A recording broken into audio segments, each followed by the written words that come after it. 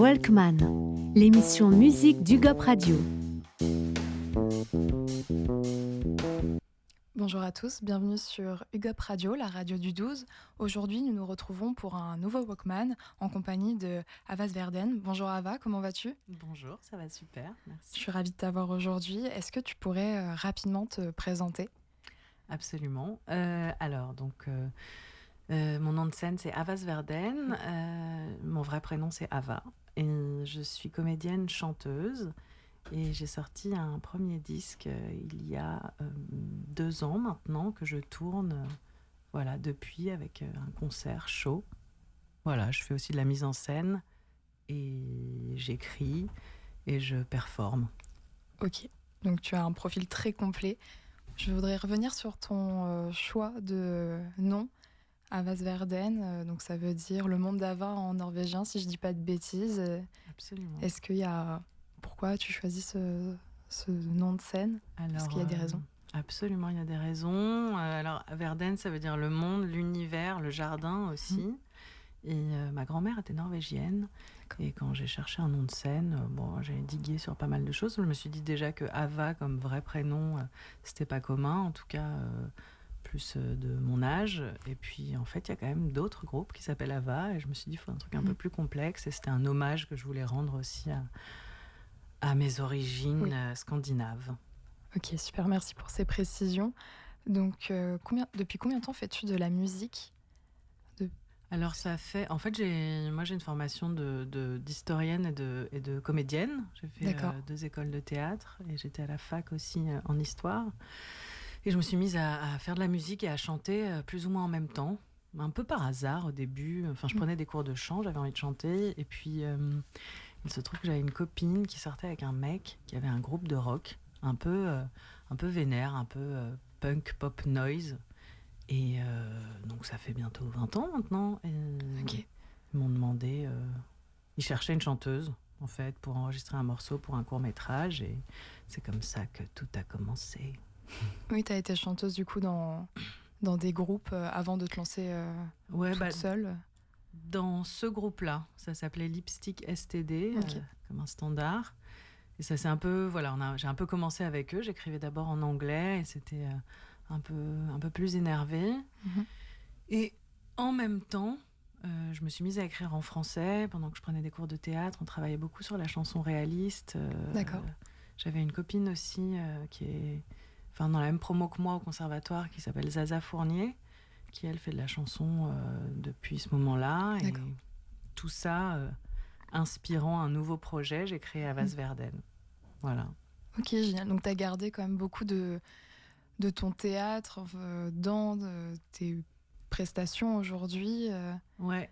En fait, c'est né, le projet musical est né sur scène, en fait, un peu d'abord, dans le sens que j'ai écrit les chansons, je me suis mise à les chanter a cappella sur scène dans un cabaret et je les mettais en scène en fait. Donc il y avait la voix, le texte et puis un désir d'utiliser des costumes, de les déconstruire, de créer des images tout de suite qui allaient raconter plus que la chanson et créer une 3e dimension en fait. Et du coup ça a commencé comme ça. Et là-dessus j'ai eu la possibilité de monter un premier show pour un théâtre, le théâtre de l'Étoile du Nord à l'époque, à Paris. Et du coup, j'ai monté le concert, une première version du concert avec des instruments, enfin un musicien et du coup une sorte de complète. Et ça a fait démarrer le projet aussi musical. D'accord. Donc tu es accompagnée par un musicien ou tu écris toute seule Alors, j'écris les textes toute seule.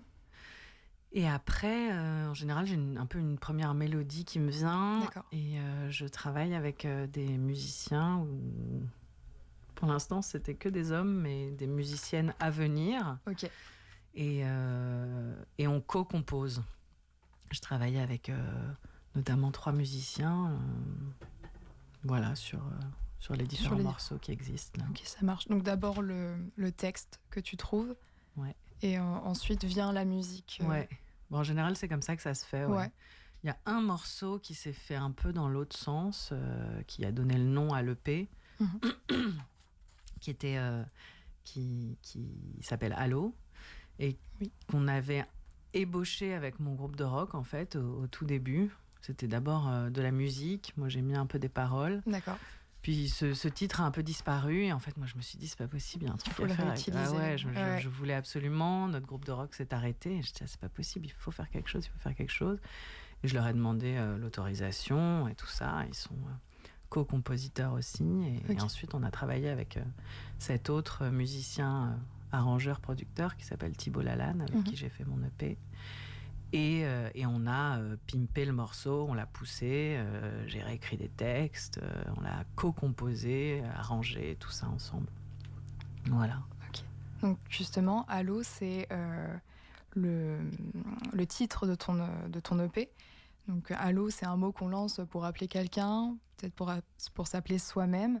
À qui tu parles dans ce titre? C'est... Bonne question. Je parle à plein de gens et à personne à la fois. Enfin, c'est un peu... c'est un peu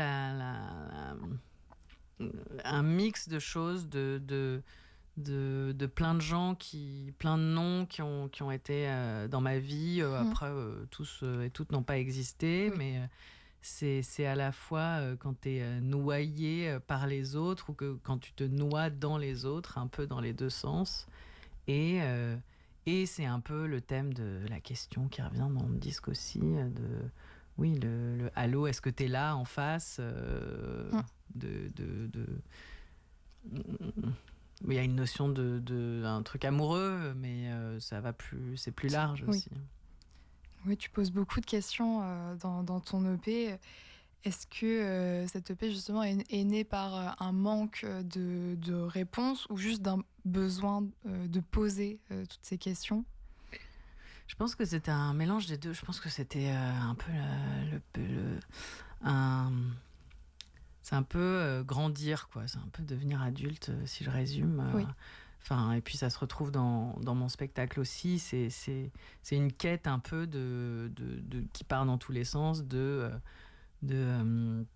où est l'autre, qui suis-je aussi, qu'est-ce que... Enfin, des trucs assez classiques aussi, mais de qu'est-ce qu'il y a, que devient le corps après, des trucs existentiels et en même temps très concrets et qui correspond un peu à un moment du passage à l'âge adulte que j'ai atteint depuis quelque temps déjà, mais c'est des questions qui reviennent quand même, des questions abyssales sur aussi qui suis-je, quoi, de déconstruction aussi d'une identité qu'on s'est créée et tout d'un coup qui peut aussi parfois exploser en plein vol et voilà. Qu'est-ce que je décide de faire là, qui je suis, et comment... Enfin, voilà. Ok. Donc oui, tu as déjà un peu parlé là, des grands thèmes que tu as utilisés dans cette EP. Je ne sais pas si tu veux peut-être développer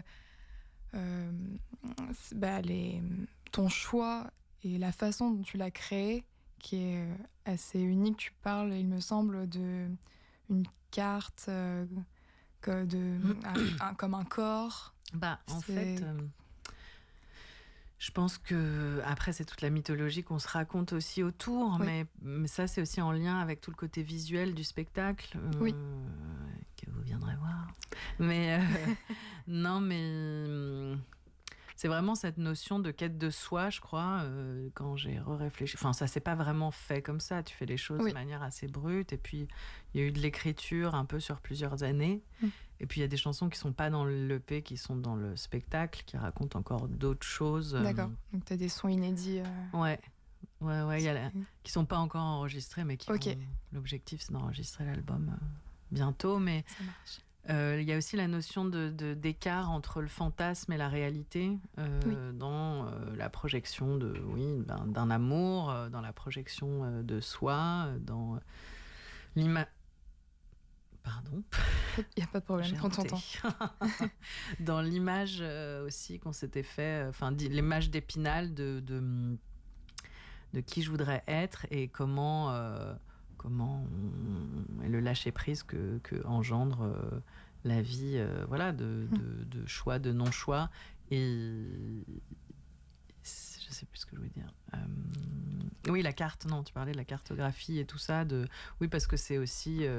c'est revenir... Il y a beaucoup de corps aussi dans le texte. Oui. Déjà, dans la manière dont j'écris, j'aime chercher quelque chose du sens, mais aussi de la sonorité, en fait. J'aime... c'est pas réfléchi forcément quand j'écris, quoi. C'est lié à un mouvement interne, enfin, comme plein de gens, hein, mais il y a un truc viscéral pour moi qui est important et que les gens puissent le recevoir de manière intellectuelle, mais aussi pas trop littérale, quoi. C'est assez poétique. Et je parle concrètement aussi de corps, quoi. Et pour moi, c'est important. C'est même essentiel. Donc, la cartographie de ce corps, de comment je l'appréhende, comment je me l'approprie, quels sont ces différents espaces, comment je le hais, comment je l'aime, comment je me dépatouille avec ça, comment je le donne à l'autre ou pas, comment je fais mal à l'autre ou pas, enfin voilà. En gros. Ok. Et sur scène, du coup, tu utilises la mise en scène. Comment tu intègres cette mise en scène assez colorée et très expressive avec les costumes, le maquillage comment si tu veux bien nous parler de cet échange entre les deux, entre tes textes et... Et ça s'est fait un peu dans les deux sens, quoi. C'est-à-dire qu'il y a vraiment certaines chansons qui sont nées donc avec un mouvement directement scénique, avec l'idée de prendre un costume, de rajouter une lumière, de déconstruire un objet et de faire surgir en fait un peu aussi en images et en texte, parce que dans le show, il y a des textes un peu entre les chansons, une rupture, un truc qui va surprendre aussi, en plus du texte et de l'imaginaire, qui va surprendre le spectateur. Et à l'inverse, il y a aussi des chansons qui ont été créées. Ensuite, je me suis dit, mais comment je peux en faire quelque chose sur scène? Comment je peux les mettre en scène? Tout n'est pas mis en scène non plus. Mais ensuite... relié dans l'autre sens, telle chanson elle me fait marrer, je fais tel personnage, parce que pendant le confinement je faisais des lives sur Instagram et tous les jours je faisais un nouveau personnage avec des blind tests et des lectures et l'objectif c'était, on était confinés, donc c'était avec ce qu'il y a à la maison, faire un nouveau personnage, lui raconter une nouvelle histoire, et de là sont un peu nées aussi certaines images du spectacle et du clip que j'ai sorti. Donc ça se fait un peu dans les deux sens. Et il y a un truc qui est très important aussi pour moi dans le spectacle, qui a été moteur et aussi dans mon travail artistique, c'est le costume et le vêtement. Et du coup, ça c'est... entre autres, je pense hérité du fait que ma mère a été styliste, et était modèle, ma marraine était mannequin. Enfin, il y a eu tout un truc que j'ai à la fois, dont j'ai à la fois hérité du vêtement, de l'image, et en même temps que j'ai profondément envie de salir et de déconstruire, parce que ça peut être aussi évidemment des sortes d'énormes carcan. Et du coup, ce costume, parfois je l'utilise pour sublimer quelque chose, faire quelque chose de un peu poétique, merveilleux et tout ça, et parfois je le tords pour déconstruire cette image et aller plus vers le monstrueux, si je mets des gros termes, parce que c'est assez délicat quand même. Voilà. Et tu aimes déconstruire les codes Ouais. Oui, parce que moi, je pense que j'ai été obligée de les déconstruire, et je trouve ça d'ailleurs essentiel dans le monde dans lequel on vit, parce qu'il y a quand même beaucoup de normes et que ça peut briser aussi beaucoup de gens. Et moi, j'ai été face, j'étais face à plein de questionnements à ce sujet. Et tant qu'à faire, je trouve que, de manière très très large, quand tu fais de l'art, c'est politique, mais c'est juste même mettre ton corps sur un plateau. Qu'est-ce que ça raconte? Quel corps tu es? T'es pas tel autre corps. Et qu'est-ce que tu vas dire? C'est une responsabilité dans le sens poétique et politique du terme. Et du coup, je trouve qu'on est dans une société qui se déconstruit, mais il y a quand même du taf. Hein. Il y a encore beaucoup à faire. Et je trouve ça important de parler de ça. Et aussi sans forcément dire c'est comme voilà, je raconte pas ma vie non plus dans ce truc. Enfin, c'est des manières de parler aux gens, de parler de mon intime sans raconter ma vie et que ça touche l'intime de l'autre sans que ce soit obscène. Et de dire putain, il y a encore. Enfin, en fait, on a le droit d'être bizarre, on a le droit d'être qui on veut, on l'est tous d'ailleurs, et c'est parler de la singularité en fait. Est-ce que du coup tu qualifierais tes sons de chansons engagées Alors pas trop. Pas trop, non, pas du tout. Non, je pense que c'est plus non quand tu les écoutes. En fait, là où parfois j'ai envie de parler d'engagement, non, c'est pas engagé, c'est engagé. En fait, ce que j'appelle engagé, en tout cas dans le spectacle, c'est que j'ai envie de créer quelque chose, que les gens sortent différents de quand ils sont arrivés. C'est peut-être quand même l'objectif de beaucoup de metteurs en scène, hein, mais qu'il y a un micro-mouvement qui s'est opéré à l'intérieur, une petite ouverture, mais mes sons... Non, après, en fait, quand j'ai commencé à créer les chansons et la musique, j'ai d'abord travaillé avec un premier musicien qui s'appelle Pete Spector. Lui, il vient de la techno, minimale, beaucoup plus. Et on a d'abord été vers des choses assez électro, un peu... pas bruitistes, mais avec des sons qu'on enregistrait, qu'on réutilisait. Justement, on avait tous les deux pas de cadre, et donc on était assez libre. Et après, j'ai travaillé avec d'autres gens qui ont remis du cadre. Mais pour moi, ce qui est engagé, c'est parfois la recherche musicale. Mais je sais qu'après, j'ai été vers un truc beaucoup plus pop parce que j'avais aussi envie d'une niche / du mainstream. Ouais. Voilà.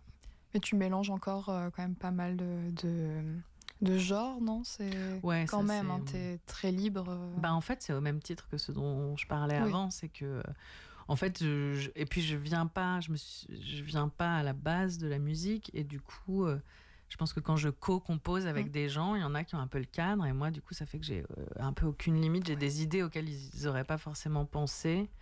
Et aussi, oui, si j'ai envie, là, je me dis, j'ai envie de faire un morceau. Voilà, le prochain morceau que j'ai écrit, c'est un rap de Gwyn, et je l'ai pas encore mis en musique, mais là, tout d'un coup, c'est ça. Il y a un truc qui va être plus chanson française, un truc qui va être un peu plus années 80. Ce qui fait que parfois, c'est très éclectique, mais je trouve que c'est aussi qui on est, quoi. Oui, tu fais vraiment... tu écris, tu joues ce qui t'anime. Ouais, après, il y a quand même une cohérence qui se retrouve. Tout, bien sûr.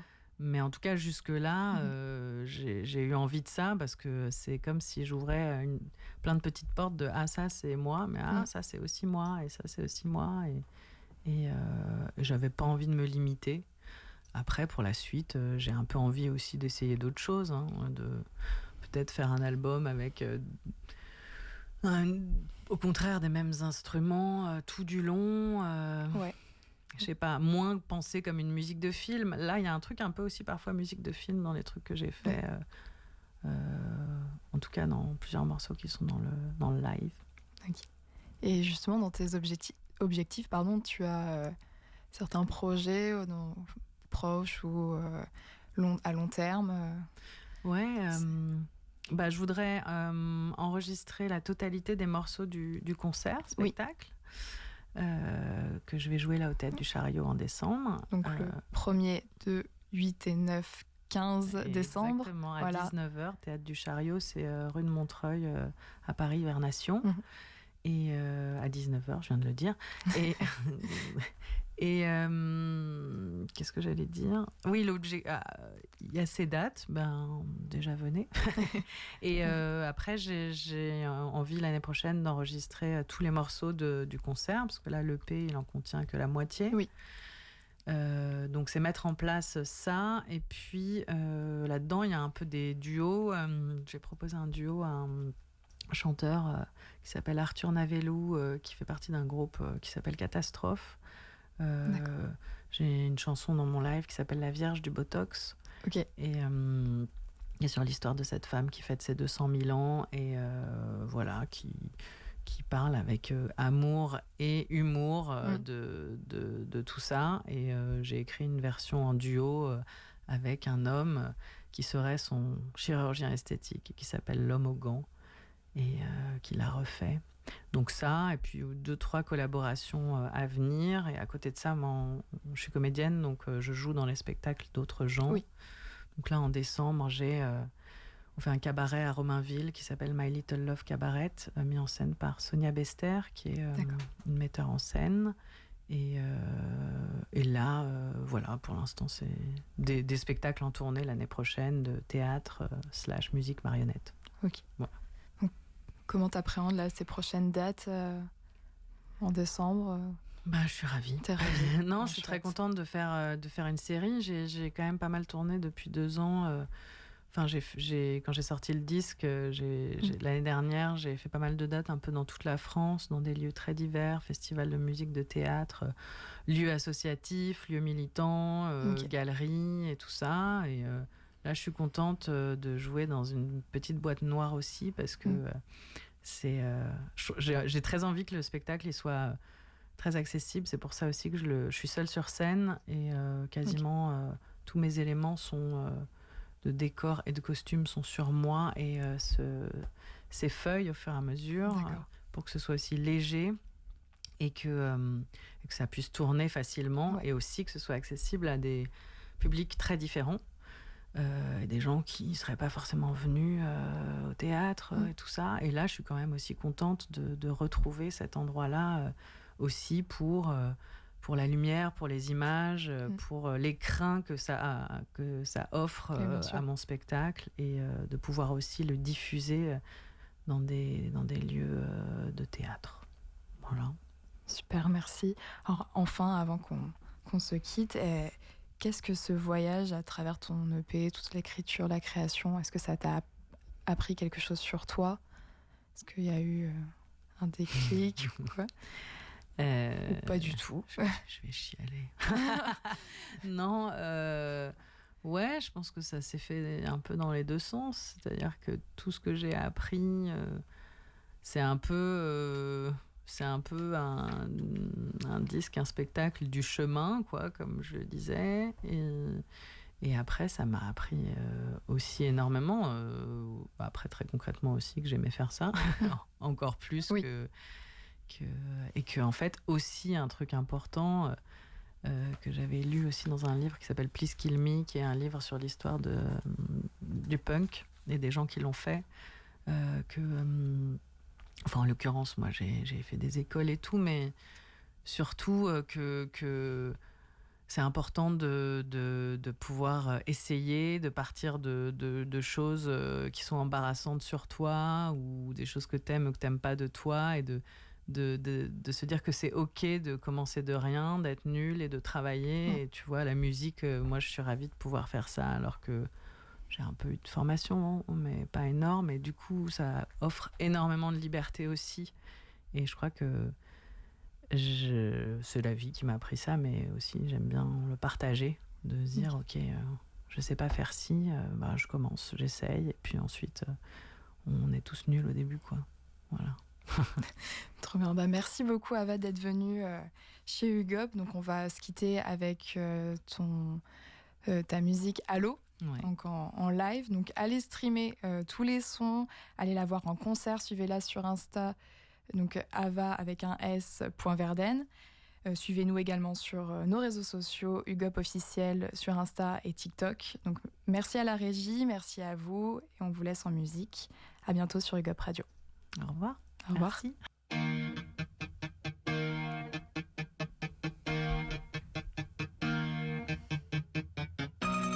Ouais.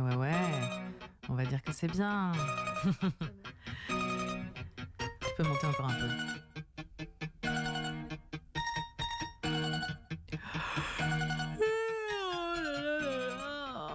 J'ai la gueule de bois, mais qu'est-ce qui se passe? Oh là là, mais c'est pas vrai. Allô? Allô? C'est qui? C'est qui? Rappelez plus tard. c'est le bazar. Allô? Allô? C'est qui? Oh, c'est qui? Rappelez plus tard. Y a du brouillard.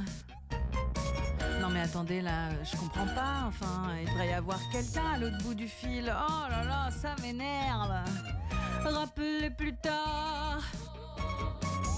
Je suis dans le placard. Je voudrais que tu reviennes, que mes envies soient les tiennes, que tu boives mon café crème, que l'on s'appelle roi et reine. Je sais pas comment te dire, comme une envie de réécrire les classiques et les j'aime lire, de casser ma tirelire. J'essaie bien de t'oublier, mais tu restes là gravé. Dans le cœur un trou, une plaie, 2000 fleurs, un bouquet. Que l'on rabatte les persiennes, t'enlever ton pull en laine. Je voudrais que tu me prennes, que tu m'aimes, que tu m'aimes. Allô? Simon? C'est qui? C'est toi? Rappelez plus tard. J'accorde ma sitar. Lulu? Allô Emma? Allô Lise? Allô Julien? C'est qui? C'est vous? Rappelez plus tard. Je remets mon falzar. Allô? Allô, allô Catherine? Allô Hector? Allô Quentin, c'est toi? J'accorde ma sitar. Allô Samuel? Allô Martine? Allô Bernard? Allô Thérèse, c'est toi? Attendez, non mais là c'est pas vrai, enfin je veux dire c'est un canular, c'est pas possible, arrêtez ou quoi? Oh mon amour, mon Éden, viens on s'en va à Athènes. On revend nos GSM, on fait la nique au système. Mais j'ai vraiment trop la flemme de réarroser la graine. Je crois bien que c'est un blême. Allez, je m'en vais pour Vienne. Embrasse ton père et ta chienne. Et si tu passes en Touraine, embrasse la cousine Tiffaine qui a vraiment mauvaise haleine. Comme une envie de remplir de tes grands yeux l'avenir, de te construire un menhir, qu'on aille se boire un kéfir. Allô, Félix, c'est toi? Allez là, vas-y, déconne pas, c'est toi? Rappelez plus tard. Je caresse mon léopard. Allô, Astrid? Allô, Alexandre? Allô, Elsa? Allô, Roxane? Mais répondez, quoi, il y a un moment donné, je sais pas, quoi, on n'est plus en 1985. Allô?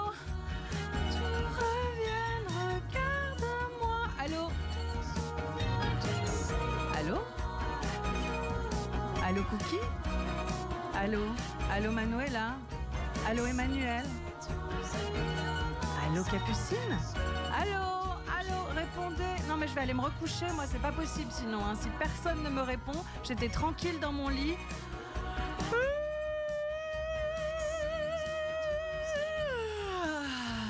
Oh là là, mon Dieu, c'est un cauchemar. Mais pourquoi j'ai pas mis sur silencieux, mon Dieu? Ah putain, je sais, mon Dieu, c'est les impôts. Oh non, j'ai pas payé cette année. Cauchemar, intermittence du spectacle, on n'a plus de sous.